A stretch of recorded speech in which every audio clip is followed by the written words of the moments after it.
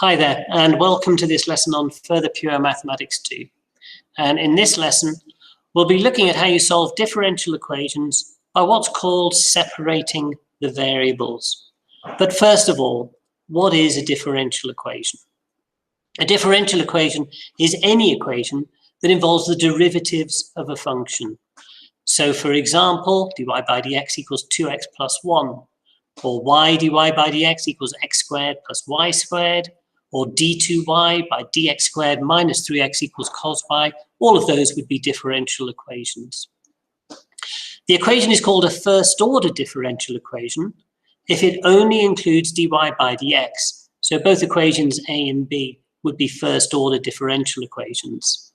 It's called a second order differential equation if it includes d2y by dx squared. So equation C would be a second order differential equation. It could have dy by dx's in as well, but it doesn't have to. The general solution of a differential equation is the solution where you don't find the integrating constant, C. You just leave it as an unknown constant. If they talk about the particular solution of a differential equation, then that's one where you actually find out what the value of C is. Now, the simplest type of differential equation would be an equation of the form dy by dx is equal to a function of x. And for equations of this form, you don't need to use separating the variables. You could just use standard techniques that you've already learned. So example 1, given the differential equation dy by dx is equal to 2x plus 3, find the general solution. And you're then asked to sketch some members of the family of solution curves represented by the general solution. What they mean by that is once you've got the solution, it'll include an arbitrary constant c. For different values of c, you'll get different curves. Sketch a few of those curves on the same set of axes. And then finally, find the particular solution given what's called an initial condition. And the initial conditions in this case are y equals 12 when x equals 2. I'll let you have a go at this yourself first. So pause the video, have a go, and then come back to me again when you're ready. Okay, let's have a look at this.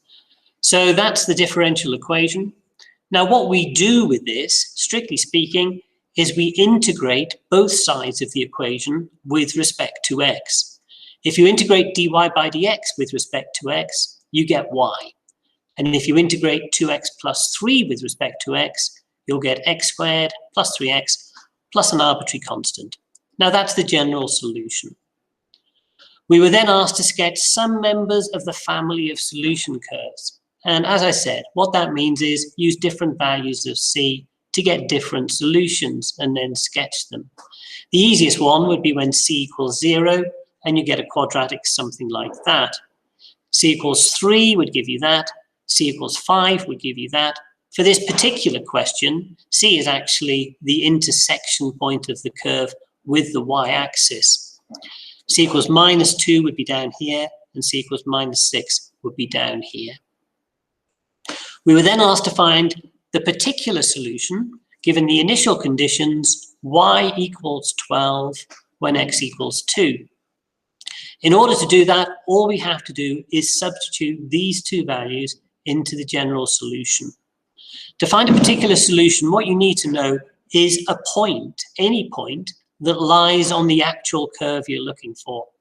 And you just substitute that point into the general solution to find c.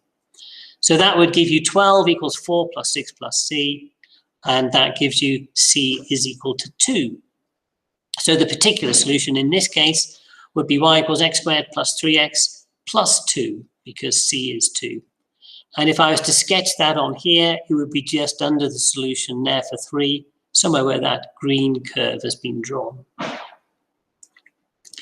Now, if it is possible to write a first order differential equation in the form dy by dx is equal to a function of x times by another function of y, then we can use what is called separating the variables. Now, what separating in variables involves is changing the equation from this form to an equation with two integrals. The integral of 1 over g of y dy is equal to the integral of f of x dx. What it feels like we've done, aside from including two integral signs, it feels like we've treated dy by dx a bit like a fraction. And the bottom of the fraction, dx has moved to this side, and g over y has moved to this side. Now, obviously, strictly speaking, dy by dx is not a fraction. Nevertheless, for these questions, if you think of it like that, you will get the right answer. Okay, let's have a look at how this works in practice.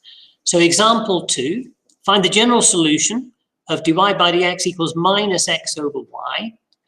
Sketch some members of the family of solution curves represented by the general solution, just like we did on the previous example.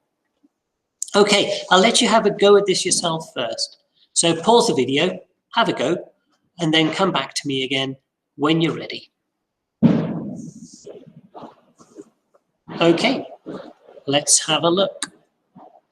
If you can hear loud noises in the background, by the way, that is the sound of Diwali. So there's our differential equation, dy by dx equals minus x over y. Now, separating the variables means moving the y over to this side, and it feels like we've moved the dx over to this side. The integral of y dy will equal the integral of minus x with respect to x. Now, if I integrate y with respect to y, I'll get a half y squared.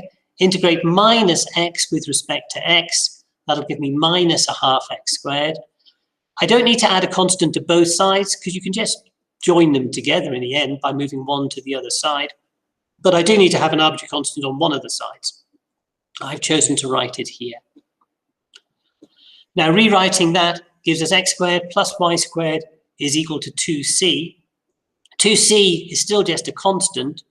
I could rewrite that constant as r squared if I want to, and then get x squared plus y squared equals r squared, where r squared is just another way of writing the constant 2c. It still is just a constant. But the reason for doing that is it makes it absolutely clear what type of curve we've got here. What we have is a circle, center the origin, radius r, or radius 2c. The general solution, strictly speaking, you'd normally get y on its own, but we'll write it like that just because it makes it easy to see what we've got. To sketch some members, we need to take different values of r squared.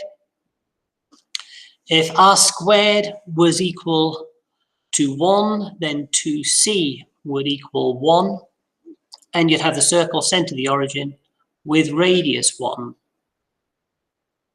If r squared was equal to 4, then 2c would equal 4, and we'd have the circle center the origin, radius 2, the square root of 4.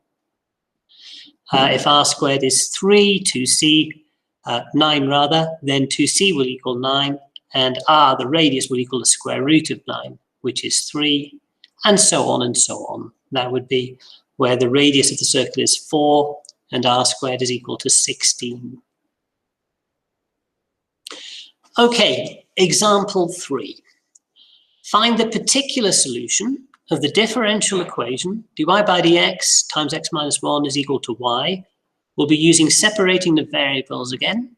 Given the initial conditions, y equals 5 when x equals 2. Now, you'll need to find the general solution first of all, and then once you've found the general solution, substitute in these values to find the arbitrary constant c. I'll let you have a go yourself first, pause the video, and come back to me when you're ready. Okay, let's have a look. So that's the differential equation. Separating the variables means creating an integral on either side of the equation. And we'll get the integral of 1 over y dy, when that swaps sides, is equal to the integral of 1 over x minus 1 dx. The integral of 1 over y is log y. The integral of 1 over x minus 1 with respect to x is the log of x minus 1. And again, we need to add a constant in somewhere. I put it on the right-hand side. If I take e to both sides of the equation, so e to the left-hand side will give me e to the power of log y, e to the right-hand side gives me this rather complicated-looking thing. The reason for doing this is that e and ln are inverse functions, so they cancel each other out, and we do just get y on the left-hand side. Using the law for logarithms, this simplifies to e to the c times by e to the log x minus 1, the law for powers. Now, e to the c is just a constant. I've chosen to rewrite it as a single letter a. The only reason for doing that is it looks easier. And you can always do that with these sort of questions. If you get a really complicated looking constant, you're always at liberty just to join whatever values make that constant together into one single letter. Now, e to the power of log x minus 1, again, e and log are inverse functions. They cancel each other out. So that does just simplify to y equals a times by x minus 1. And that is the general solution. Now, we were given initial conditions that y equals 5 when x equals 2. Those will allow us to find the value of a and a particular solution. Substituting y equals 5 and x equals 2 into the equation will give us that, which gives us a equals 5, which means that the particular solution is y equals 5 times by x minus 1. Okay, that gets us to the end of the lesson. If you've got the textbook, turn to page 94 and have a go at exercise 5A. Thank you very much for listening, and cheerio.